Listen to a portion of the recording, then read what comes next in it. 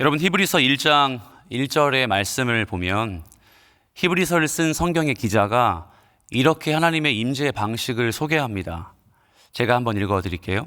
옛적에 선지자들을 통하여 여러 부분과 여러 모양으로 우리 조상들에게 말씀하신 하나님이, 다시 한번 읽어드리겠습니다. 옛적에 선지자들을 통하여 여러 부분과 여러 모양으로 우리 조상들에게 말씀하신 하나님이, 예수 그리스도께서 오시기 전, 그러니까 구약시대의 하나님은 이처럼 선지자들에게 이스라엘에 담긴 하나님의 뜻을 말씀해 오셨습니다. 가령 엘리야나 말라기와 같은 선지자들에게 하나님의 뜻을 전달하셨고, 그들이 음성이나 행위로 하나님의 뜻을 대신 드러냈습니다. 그런데 오늘 우리가 함께 묵상하는 민수기 말씀을 보니까 40년 동안 광야에서 방황하는 이스라엘 백성들에게 이와 같은 관점, 즉 선지자들의 입술을 통해서 하나님의 뜻을 설명하기에는 적지 않은 오류가 있습니다. 그 이유는 당시엔 선지자들이 활동했던 시절이 아니었기 때문입니다. 무슨 말이냐? 당시에 하나님의 뜻은 가령 모세나 선택된 주의 백성들과 같은 인도자, 지도자들에 의해서 전달되었습니다. 혹은 아론과 같은 대제사장, 그 대제사장의 에봇 안에 감추어 있는, 들어보셨죠? 우림이나 둠밈과 같은 이런 물건들로 하나님의 뜻을 점쳐왔습니다. 아니면 이런 일도 발생했죠. 인간의 이성으로는 설명할 수 없는 기적적인 일, 바다가 갈라진다거나 땅이 사람들을 집어삼키는 이런 일들을 통해 하나님이 말씀하시는구나, 하나님이 우리에게 무슨 뜻을 펼치시는구나 라고 그렇게 점쳐왔습니다. 몸에 나병에 걸려서 하나님께 저주를 받은 것으로 생각하는 일도 그 예가 되죠. 그렇기에 이스라엘 백성은 하나님의 하나님 되심을 올바르게 인식하는 게 쉬운 일이 아니었어요. 하나님의 하나님 되심을 올바르게 인식하기보다는 그 상황에 맞게, 나의 상태에 맞게 하나님을 이해하려는 시도가 매우 많았습니다. 더군다나 40년 이상을 광야길을 걸었으니 그 광야길 속에 전투라도 일어난다 치면 어떻게 생각이 들까요? 하나님이 우리를 사랑하시긴 하는 걸까? 이 전쟁에서 패배하면 우리 이틀로 끝나는 거 아닐까? 광야길 가운데 배고프거나 목말랐다면 어떻게 이야기했죠? 나 다시 과거로 돌아갈래. 하나님이 모세 당신 때문에 우리를 저주한 것 같아. 그렇게 하나님을 오해하기 십상이었습니다. 그러니까 이런 일만 터지면 어떤 일이 벌어졌죠? 불신앙이 일어났어요. 하나님을 원망했단 말입니다. 그래서 약속의 땅 가나안에 들어가는 건 적어도 이스라엘 백성들에게 큰 기대나 설렘이지는 않았을 것 같다, 그렇게 생각을 합니다. 사랑하는 여러분, 예수 그리스도의 재림을 기다리며 이 땅에 하나님 나라가 성취될 것을 소망하는 우리 모든 성도, 교회는 마치 이 민수기의 광야길을 걷는 이스라엘 백성들과 참 많이 닮아 있는 것 같아요. 불신앙 때문에 위기와 아픔이 반복되는 걸 봐도 그렇고, 도대체 하나님 나라 언제 임하는 거야? 너무 참 막연하다, 이런 생각이 들어 또 한 번 주님을 찾지 않는 우리의 신앙의 민낯을 종종 보게 될 때도 그런 것 같습니다.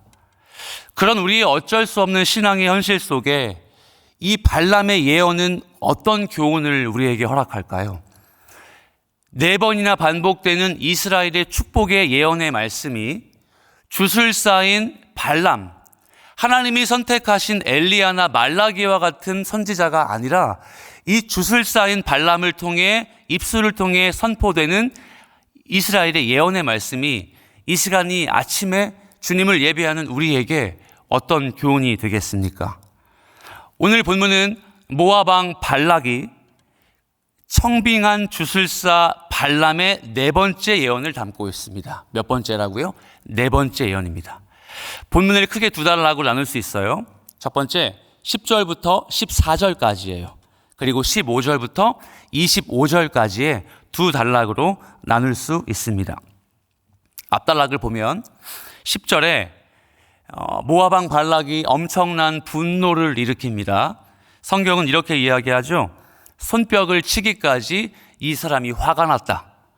이 말은 감정적으로 자신이 절제할 수 없을 정도의 분노, 화가 치밀었다고 발락의 상태를 설명하는 겁니다.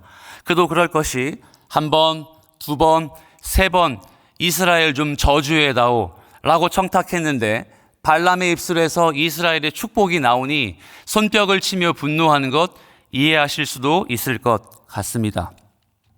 그런데 이 말씀을 준비하는 제 시선에서 묵상해 보니까 아니 그깟 주술사의 예언이 얼마나 중요하다고 이렇게 절제하지 못할 정도로 분노할 수 있을까 의구심이 생겼습니다. 그리고 이 모압 왕 발락의 마음에 공감하려고 시도해 봤습니다. 여러분, 제가 설교의 서두에서 하나님의 임재를 경험한 이스라엘의 불안과 두려움에 대해 잠시 언급했죠. 광야길을 40년 동안 겪고 있는 이들의 마음을 공감했습니다. 그래서 가나안 거민들이 있기 때문에 그 거민들이 사는 땅을 설령 점령한다 할지라도 이스라엘 백성들에겐 그만큼의 기대나 설렘이 없을 것 같다는 이야기도 덧붙였습니다. 그런데 잠시 한번 생각해 보십시오. 모압 왕 발락의 마음을 말이죠. 앞선 세 왕, 아모리의 왕, 바산의 왕들을 무참히 무찌른 무기 없는 주의 백성들. 세상적으로 전쟁학적으로 뛰어난 전략을 펼쳐서 이겨낸 군대가 아니라 전쟁의 신으로 통용되는 하나님을 믿는 비루한 유목민들이 이 아모리와 바산의 왕들을 연거푸 무찌르고 이제 우리 땅 모압의 땅을 지나가야 할 목전에서 이 모압 왕 발락은 어떤 심정이었을까? 당연히 긴장할 수밖에 없었을 겁니다. 그리고 당연히 이 사람들을 무찌르고 싶었을 겁니다. 그가 꺼내들 수 있는 카드는 오로지 하나였습니다. 전쟁의 신 하나님을 이길 수 있는 다른 신의 능력. 전쟁의 신을 믿는 이스라엘 백성들을 무참히 저주할 수 있는 그 어떤 다른 힘뿐이니 말입니다. 사랑하는 여러분, 우리가 예수를 믿고 그리스도의 제자, 주의 백성으로 살며 인생의 어려움 앞에 봉착할 때마다 하나님의 은혜를 구하고 하나님의 뜻이 나에게 어떻게 적용될까를 묵상하기 이전에 그것을 이길 다른 힘을 찾곤 하지 않으십니까? 하나님의 방식대로 하기보다는 이 힘을 이용하여 임기응변하고 싶은 유혹, 이 힘을 이용해서 하나님의 질서가 아니어도 이 상황에서 좀 벗어나고 싶다는 유혹을 해본 적 없으세요? 어쩌면 믿음의 백성이 아닌 발락의 이 손뼉을 치며 저주하고 화를 내는 내면을 묵상하면 우리의 신앙의 민낯도 여전히 묵상되리라 생각합니다. 그렇게 임명된 발람의 세 번의 예언이 어떤 내용이었죠? 우리가 깊이 묵상하지 않아도 충분히 예측할 수 있습니다. 저주를 내려달라고 했더니 이스라엘 백성들을 축복하는 내용이었어요. 그런데 24장의 2절 말씀을 보면 이렇게 나와 있습니다. 여러분이 한번 크게 읽어주세요. 시작. 네, 민수기 24장 2절 말씀 우리 화면에 준비가 한번 읽어주세요. 시작. 이스라엘이 그 지파대로 천막 친 것을 보는데 그때 하나님의 영이 그 위에 임하신지라. 아멘. 자, 발람의 예언. 오늘 본문까지 총 4번에 걸쳐서 이스라엘 민족의 미래를 점치는 이 예언의 중심에 하나님을 제대로 믿지 않는 주술사인 발람의 입술, 그의 심령에 어떤 것이 임했냐면 하나님의 영이 임했다고 나왔습니다. 그러니까 발람의 입술을 통해 주장되는 이스라엘의 축복은 우리의 통칭으로 바꿔 말하면 성령이 감동하셔서 이 이야기를 말했다라고 볼 수 있다는 것이죠. 구약은 성령의 임재를 늘 이렇게 설명해 왔습니다. 다시요. 구약의 주의 백성들은 하나님의 특정한 임무, 하나님이 하시고자 하는 특정한 그 일을 이루어내기 위해 성령의 감동하심을 받아왔습니다. 자, 예를 들어 누가 있었을까요? 그렇게 의로워 보이지 않는 건장한 사사 삼손이 그랬습니다. 그리고 이스라엘의 첫 번째 왕이었던, 결국엔 씁쓸한 말년을 맞이했던 사울도 여호와의 영이 임한 적이 있습니다. 그러니까 예수 그리스도 오심 이후에 성령 강림 사건에 적용되는 우리의 성령 임재 방식과는 조금 다르게 하나님은 하나님의 정하신 그 뜻을 이루기 위해 하나님의 백성, 정하신 그 사람에게 하나님의 영을 부어 주셨습니다. 왜요? 그게 바로 이스라엘의 계획이었기 때문입니다. 그 계획이 무엇이었죠? 선택한 내 백성은 어떤 일이 있어도 절대 포기하지 않아. 구원을 주시기로 결정한 주의 백성들은 절대 손 놓지 않을 거야. 사랑하는 여러분, 비록 주술사 발람의 입술이었지만 그의 내면에 하나님의 영이 임하셔서 이스라엘의 백성들을 절대 포기하지 않겠다는 하나님의 음성이 지금 들리게 되었습니다. 그렇다면 이렇게 정의할 수 있겠죠? 비록 모압 왕의 돈을 사주로 받고 이스라엘을 저주하러 그 앞에 나왔지만, 의도가 그러했지만 결국엔 발람은 하나님의 사람들을 하나님의 계획으로 온전히 인도하겠다는 그 말을 뱉고야 만 겁니다. 그렇다면 그 뱉은 말의 진의가 무엇인지 깊이 한번 묵상해 볼까요? 9절 말씀에 이렇게 나와 있습니다. 자, 24장 9절 말씀입니다. 함께 읽어보죠. 시작. 꿇어앉고 누움이 숫사자와 같고 암사자와도 같으니 일으킬 자 누구이랴? 너를 축복하는 자마다 복을 받을 것이요 너를 저주하는 자마다 저주를 받으리로다. 아멘. 창세기 12장을 보면 이스라엘의 믿음의 조상 아브라함에게 주신 하나님의 약속, 언약, 이것이 담겨 있습니다. 창세기 12장에서 하나님은 아브라함을 선택하셔서 고향 친척 아버지의 집을 떠나 내가 내게로 지시한 그곳으로 가라라고 명령하셨습니다. 그리고 그 명령에 순종한다면 내가 너에게 이와 같은 복을 내려줄게 라고 약속하셨습니다. 말씀을 한 구절 더 찾아볼게요. 창세기 12장입니다. 2절과 3절 말씀이죠. 자, 천천히 한번 읽어봅시다. 시작. 내가 너로 큰 민족을 이루고 내게 복을 주어 내 이름을 창대하게 하리니 너는 복이 될지라. 너를 축복하는 자에게는 내가 복을 내리고 너를 저주하는 자에게는 내가 저주하리니 땅의 모든 족속이 너로 말미암아 복을 얻을 것이라 하신지라. 아멘.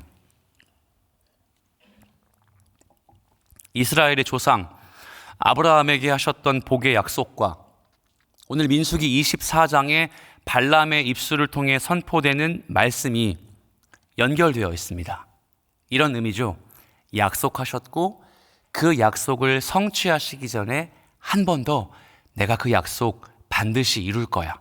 그 약속 나의 때에 반드시 성취할 거야 라고 말씀하시는 겁니다.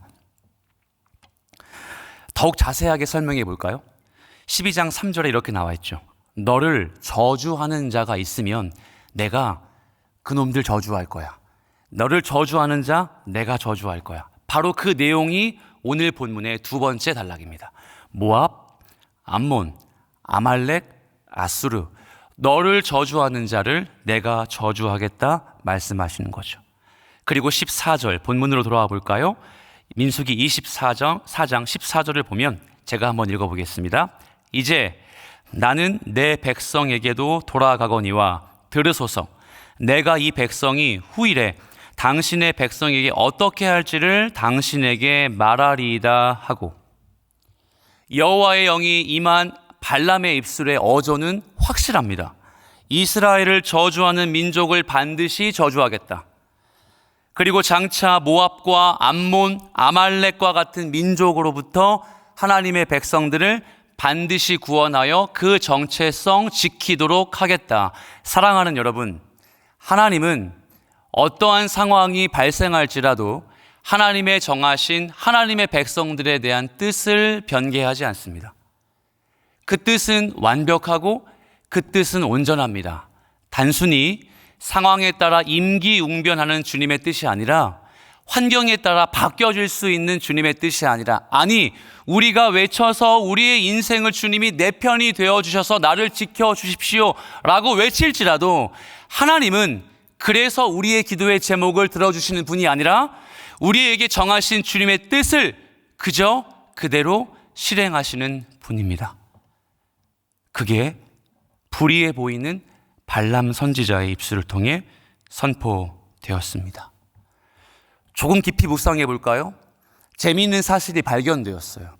앞선 본문을 한번 묵상해 보십시오. 첫 번째, 두 번째, 세 번째 예언을 좀 곱씹어 보니까 정말 제사 같습니다. 제물을 드리죠. 점술사답게 점을 칩니다.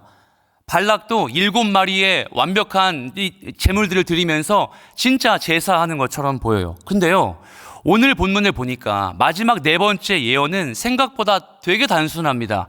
아주 명쾌해요. 그냥 하나님의 말씀을 전달만 합니다. 발람은 이스라엘 진영이 내려다 보이는 이런 상황이에요. 높은 부올산에 올라가서 광야를 내려다 보니까 이 이스라엘 백성들의 비루함이, 초조함이, 배고픔이, 지쳐있음이 보여요. 보이는데 여호와의 영으로 말미암아 이렇게 선포하는 겁니다. 자, 마지막입니다. 17절입니다. 우리 한번 읽어보겠습니다. 17절 본문의 말씀 24장 17절입니다. 화면이 준비가 안 됐습니까? 우리 말씀 한번 찾아주시겠습니까? 민수기 24장 17절입니다. 자, 시작. 내가 그를 보아도 이때의 일이 아니며 내가 그를 바라보아도 가까운 일이 아니로다. 한 별이 야곱에게서 나오며 한 규가 이스라엘에게서 일어나서 모압을 이쪽에서 저쪽까지 쳐서 무찌르고 또 셋의 자식들을 다 멸하리로다. 아멘. 발람이 무슨 말을 하고 있죠? 부올산에 올라가서 광야에 유리하는 이스라엘 민족을 바라보며 한 네 번째 예언의 진짜 의미가 바로 17절입니다. 여기에 별이 나옵니다. 한 별이 일어나서, 한 규가 나타나서. 자, 이 말은 이스라엘 백성들이 번영하고 발전할 것을 이야기합니다. 그런데 사실 이 말씀은 우리가 얼마 전에 통독한 창세기 말씀에 들어가 있는 내용입니다. 창세기 49장에 10절에 이렇게 나와 있습니다. 규가 유다를 떠나지 아니하며 통치자의 지팡이가 그 발 사이에서 떠나지 아니하기를 실로가 오시기까지 이르리니 그에게 모든 백성이 복종하리로다. 유다 지파를 향한 하나님의 예언의 말씀입니다.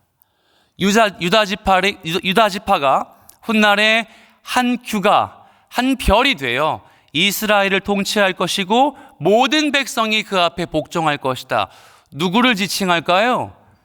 그렇죠. 하지만 직접적으로는 장차 이들 민족의 왕국을 설립할 다윗을 의미합니다. 그 다윗의 계보를 통해 우리에게 궁극적으로 임재하실 예수 그리스도를 예표한다고 볼 수 있겠죠. 그렇습니다. 비록 이스라엘이 지금은 광야를 유리하는 비루한 민족으로 보일지 모르겠지만 결국에 왕국이 될 거란 말입니다. 가나안 땅에 정착하는 게 진짜 목적 정착지가 아니라 유다에게서 이스라엘의 부흥, 나아가 하나님의 백성들이 완벽하게 거할 수 있는 하나님의 나라가, 하나님의 통치권이 선포되는 그 날이 올 거라고 발람의 입술을 통해 하나님이 예언하시는 말씀이 되는 것이죠. 사랑하는 여러분, 이 말씀이 우리에게 위로가 되길 축복합니다.